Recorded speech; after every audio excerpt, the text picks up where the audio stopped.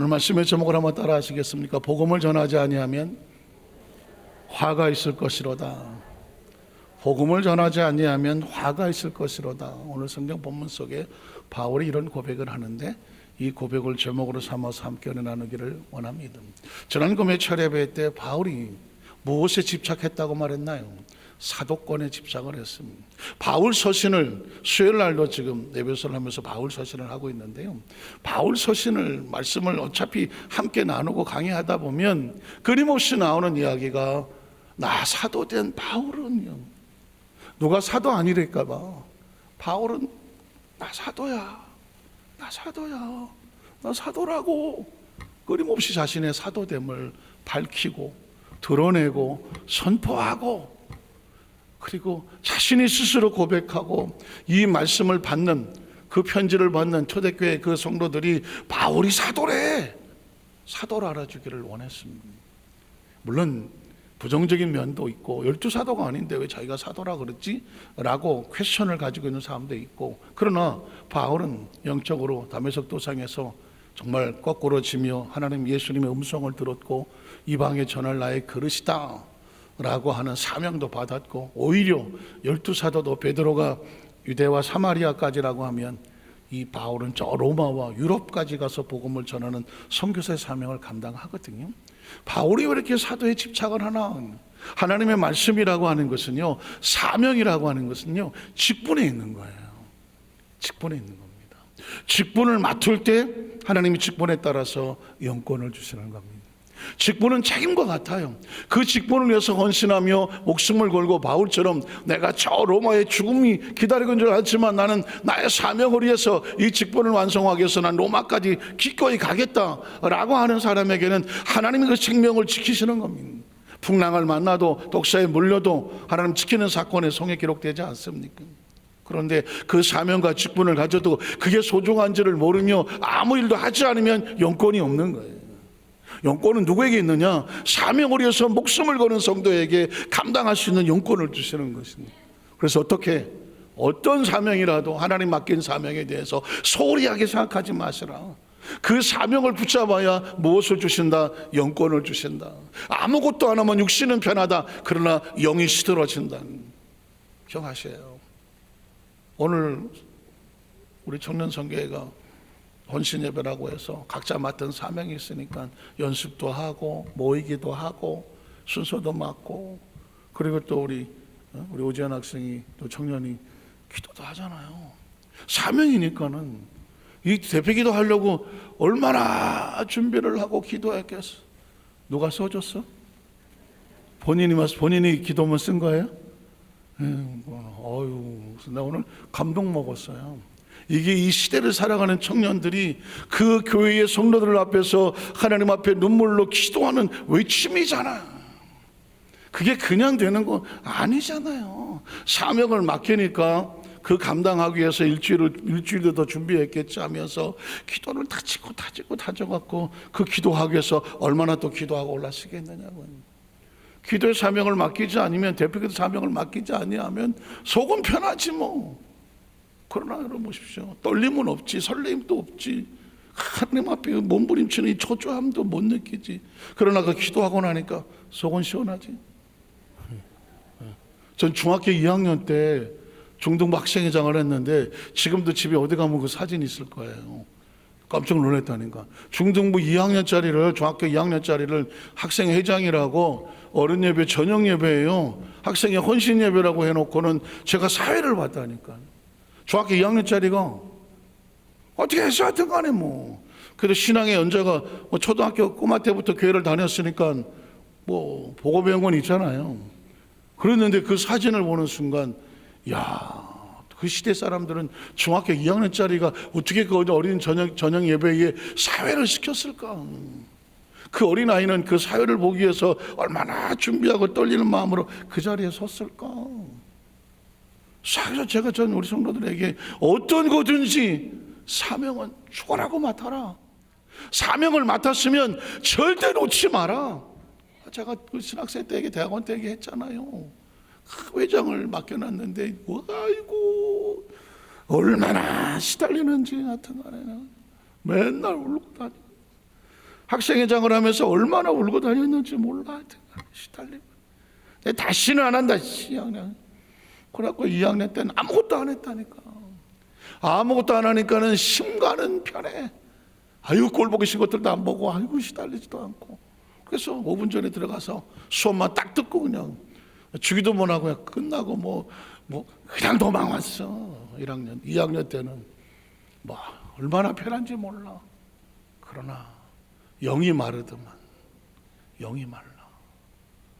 영이 초조하고 불안하고 말라. 아무리 개인적인 신앙은 한다고 하지만 전체를 끌어갈 만한 앞에 나서서 할 수 있는 영권이 없어. 그래서 제가 3학년 때는 아차 싶더라고. 사람에게 시달리는 게 뭐 대수야. 하나님 영권을 얻는 게 더 중요하지. 그래서 제가 총학생에 나가서 다행히 하나님 은혜로 총학생회 총무가 돼요. 그래서 사모도 읽고 나가니까 회장보다 총무가 맨날 앞에 서서 인도하고 다 해야 되잖아요. 그게 지금 생각하니까 얼마나 감사한지 몰라요. 저는 우리 여도수만사교회 성도들에게 사명을 어떤 사명이 됐든지 사명을 감당.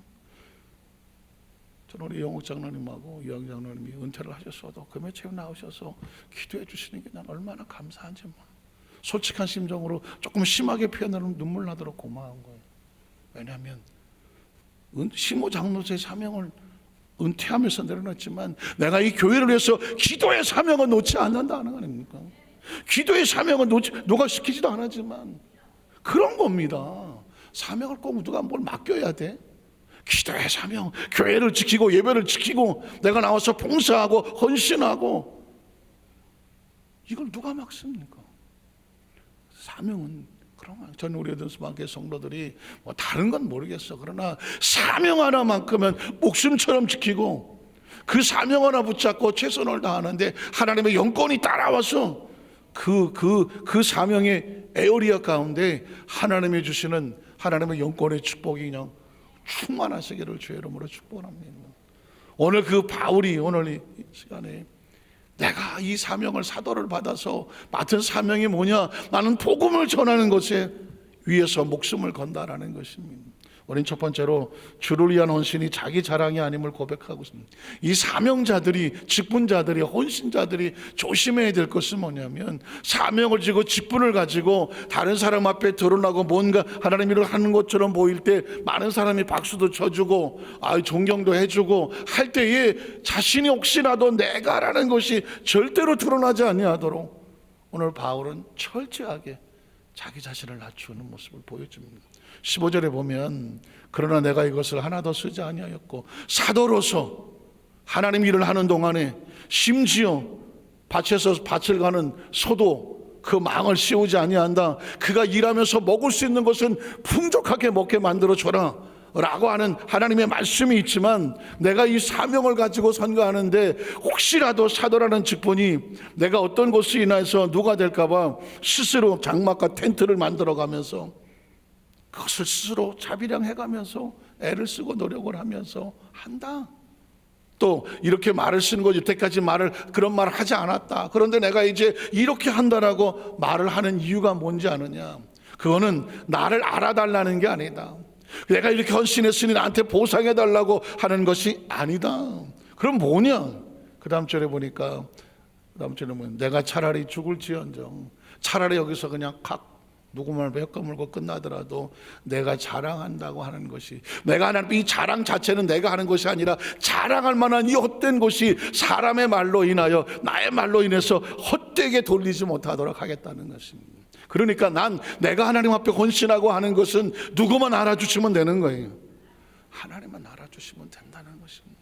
그걸 내가 나 이렇게 한 사람이야, 나 이런 사람이야 해서 내가 드러남으로 인하여서 오히려 그게 하나님의 일에 누가 되고 하나님이 높여지는 것이 아니라 사람이 높여진다고 하면 난 차라리 여기서 목숨을 끊는 게 낫겠다. 차라리 죽는 게 낫지.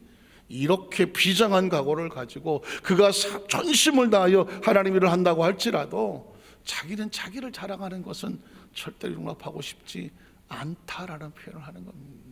사실상 인간은 누구든지 자기가 정말 누가 알아주기를 원하잖아요. 누가 알아주는.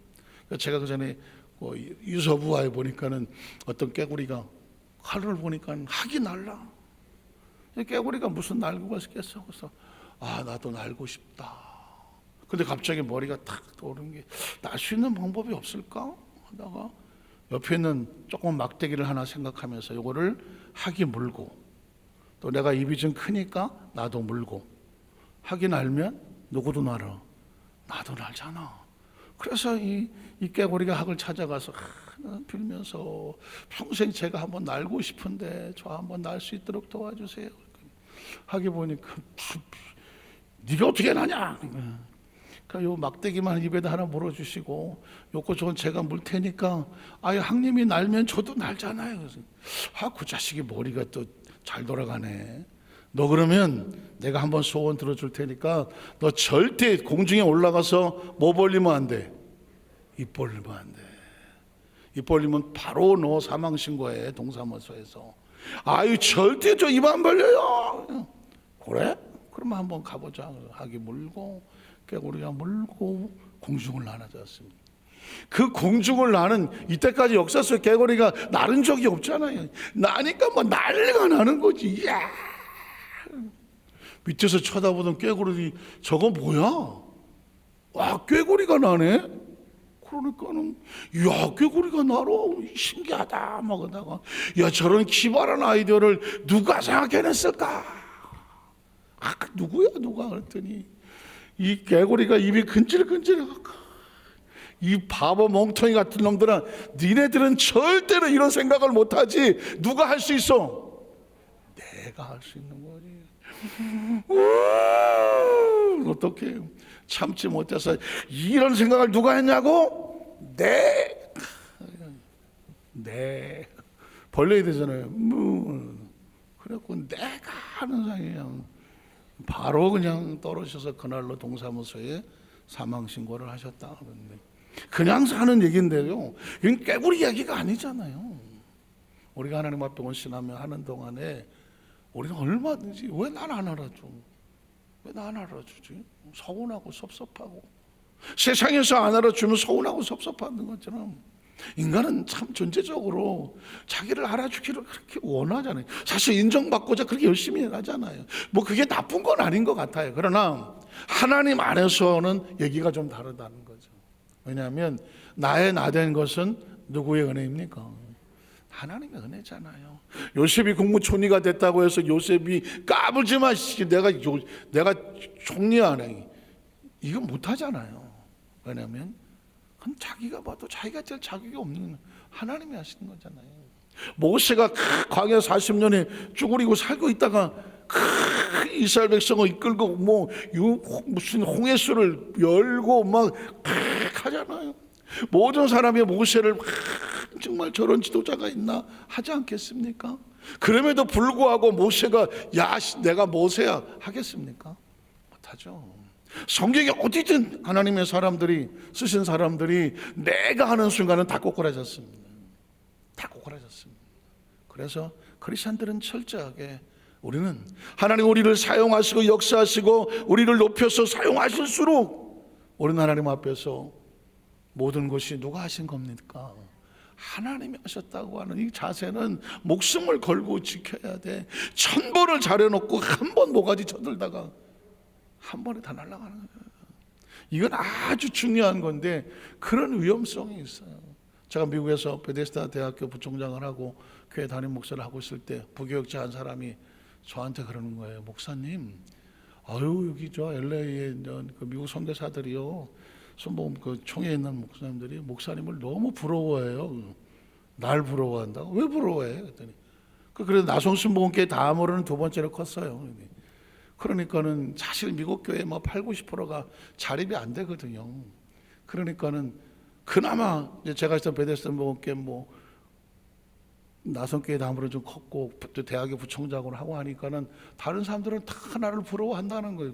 그래? 나는 매일 혈투를 부리면서 기도하지 않고는 못 살아. 끊임없이 성전에 가서 주차장에 가서 하나님, 난 매일 하나님을 붙잡고 기도하지 않고는 하루도 못 버티는 생활인데 남들은 나를 그렇게 부러워했다는 거예요. 저 사람은 고생도 하나도 안 하고 그냥 뭐 그런 것 같다고 그래. 전 그때 머릿속에 탁 들어온 게 있습니다. 교만이라고 하는 것은 그 사람 대단한 사람이야, 누군가 툭 쳐줄 때 그때 그래, 자기를 그렇게 그거를 받아들이면 하루아침에 무너지는 것이죠. 전 그때 아니야, 나는 여기 목숨 걸고 하루하루 사투버리고 있어. 그 부교육자인데 어디 가서 그런 말 하지 마라. 그 목사님 매일매일 기도로 사투버리고 있다고 그래라. 사람 부러워하지 말라 그래라. 어느 종인들 눈물 없이 기도 안 하는 그 종이 어디 있겠느냐. 겉으로 보는 걸로 판단하지 마라. 그렇게 했던 기억이 나요. 여러분 기억하십시오. 사람들이 저와 여러분 어떻게 평가하는 거 별로 중요하지 않아요. 진짜 그 사람의 속사정은 아무도 모르는 겁니다. 중요한 것은 내가 하나님과 온전한 관계가 돼야 돼요. 하나님과 나 사이에 부끄러움이 없어야 돼요. 하나님과 나 사이에 감춤이 없어야 되고요. 하나님과 나 사이에 이 단절이 없어야 돼요. 우리 청년들한테 어디 가서 눈에 보이는 화려함에 마음 빼앗기지 마세요. 사람에게 현혹될 이유도 없어요. 하나님과 내가 사이에 그 진실만 붙잡으려고 몸부림을 치십시오. 작품은 누가 만드냐? 하나님이 만들어요. 우리 청년들도 지금 이렇게 보이는 청년이, 저 사람들의 인생이, 우리 청년들의 인생이 다 끝났거나 저러고 말 거가 아무도 없어요. 저는 우리 청년들을 볼 때 한 사람 한 사람에게 나중에 하나님 어떤 모습으로 만들까 마치 씨앗 보듯이 합니다. 씨앗은 아주 작지만 겉으로는 초라하고 이거 어디다 쓰겠을지 모르지만 그 속엔 상상할 수 없는 어마어마한 미래가 들어있는 거거든요. 기억하십시오. 저는 흙수저예요. 저는 흙수저입니다. 저는 어떤 분이 목사님은 고생 하나도 안 한 부잣집 막내 아들, 그런 소리 하지도 말아요. 전 그냥 흙수저입니다. 진짜 맨 땅에 헤딩하고 온갖 진짜 사선을 넘어서 여기까지 와 있는 거예요. 옛날에 지난 모습을 보면 그냥 조그만 씨앗에 불과했던 것 같아요. 세월이 지나 하나님 여기 와서 이렇게 하나님이 정말 조심스럽지만 여기서 무슨 자격으로 여러분 앞에 말씀을 증거하고 목회를 하고 와 있는지 모르겠지만 이건 하나님이 만드시는, 하나님이 끌어가시는 도구에 불과한 거예요.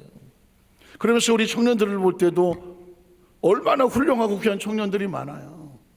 절대로 지금 보는 것 앞에 절망하고 좌절하지만 사람은 내일 일을 모른다. 내일 일은 아무도 모릅니다. 하나님 어떻게 만들어 가실지는 아무도 몰라요. 절대 절망은 없어요. 비난과 꿈을 가지고 끝까지 하나님을 의지하고 나가라고요. 굳이 요셉 얘기해야 돼요? 다니엘 얘기해야 돼요? 솔로몬 얘기해야 돼요? 무슨 에스더 이런 얘기해야 돼요? 아니에요. 우리 청년들의 미래는 아무도 몰라요. 하나님 어느 날 너 해서 들어주자고 하면 하나님 높이면 낮출 자가 없는 거고요. 아무리 몸부림치고 내가 모가지 끼고 해보려고 해도 하나님 낮추면 높일 자가 없다는 것입니다. 바울은 거기서 거꾸로 지는 겁니다. 내가 자랑할 건 아무것도 없다. 두 번째는 뭐냐면 복음을 전하는 것은 마땅히 해야 될 사명인데, 그가 사도됨을 끝까지 붙잡는 이유는 다른 게 아닙니다. 복음 전하려고 하는 거예요. 제가 아까 말씀드렸습니다. 꿈이 중요하지 않아요. 꿈은 중요하죠. 그러나 꿈은 뭐로 해서 중요하느냐? 사명을 해서 중요한 거예요. 물질의 복은 중요하겠지만 사명을 해서 물질의 복이 필요한 거고요. 지위도 사명을 위해서 필요한 거고요. 하나님 주신 재능과 달란트도요, 그 어떤 것도 영향력도 사명을 위해서 목적을 두셔야 그 사명을 구하는데 떳떳할 수가 있는 거예요. 여러분이 사명을 해서 물질이 필요하다 하면 하나님 사명을 해서 물질을 달라고 하는데 누가 뭐라 그러겠습니까? 사명을 해서 지위를 달라고 하는데 누가 뭐라 그러겠습니까? 요셉이 총리가 된 것은 요셉의 가문을 잘나게 하려고 하십니까? 사명 때문에 총리 만드는 거죠. 그런 겁니다. 모세가 죽을 고비에서 바로의 왕궁에서 왕자처럼 크고 훈련받고 이스라엘 백성 지도자가 되는 것은 모세가 잘나서가 아닙니다. 사명자를 만들기 위해서 그 과정을 만들어가는 것이죠. 그러니까 지금 있는 우리 연단과 훈련과 그 아픔 때문에 절망할 이유 하나도 없어. 하나님이 언제 어떻게 쓰실지 누가 알아? 그건 모르는 거예요. 끝까지 하나님 앞에 기도하는 겁니다. 오늘 성경에 보니까 16절에 그래서 바울은 이런 고백을 합니다. 내가 복음을 전할지라도 자랑할 것이 있다 없다? 없어요. 복음을 전하는 건 뭐다? 내가 부득불, 이거는 선택의 여지가 없어. 내게 주어진 사명과 같다. 내가 복음을 전하지 않으면 내가 뭐가 있을 거예요? 화가 있을 거예요. 우리는 사명으로 사는데 사명을 놓아버리면 그 수명이 무슨 의미가 있겠습니까? 한번 따라서 우리는 사명으로 삽니다. 사명으로 삽니다. 사명으로 사는 거예요. 사명 때문에 수명을 주신 거예요. 사명 때문에 수명을 주신 거예요. 그 사명을 위해서 수명을 주시는 거고요. 사명이 끝나면 수명은 끝나는 거예요. 내가 다 이루었다잖아요. 내가 다 이루었답니다. 생명은 뭐 때문에 있다고요? 사명을 위해서 있는 겁니다. 생명은 사명을 위해서 있는 거고요. 그 사명을 위해서 생명이 받쳐주는 거고요. 그 사명을 다 이루기 위해서 생명을 지키시는 거고요. 사명이 끝나면 생명도 끝나야 정상인 것이죠. 남아있는 생명은 은혜로 사는 것입니다. 마지막 세 번째로 사명자는 무조건 복음 전파의 책임을 감당해야 된다. 아까 바울이 그런 고백을 했습니다. 내가 복음을 전하지 아니하면 나한테 화가 임한다. 왜 화가 임하겠습니까? 사명을 위해서 수명을 줬는데 사명자가 사명을 감당하지 않으니까 그 수명이 화를 당할 수밖에 없는 거죠. 그래서 17절에 보면 이렇게 말하는 겁니다. 내가 자애로 이것을 행하면 상을 얻으려니와. 어떤 사람에게는 이 사명의 기쁨이 있어서 기쁨으로 그 사명으로서 애를 쓰며 헌신하는 사람에게 하나님의 상급이 있겠죠. 그러나 반대로 내가 자유로워하지 아니한다고 할지라도 어떤 사람은 나 이거 하고 싶지 않은데 내가 왜 이걸 해야 되나? 그러나 존재 자체가 사명이기 때문에 혹시 내가 자유로워하지 않지만 억지로라도 사명을 맡겨서 그 사명 지고 간다고 하면 그것 또한 사명을 받은 것과 같다라고 말씀하는 겁니다. 저 말씀을 정리하기를 원합니다. 오늘 청년보험신 예배기도 하지만 가끔 저는 그런 생각합니다.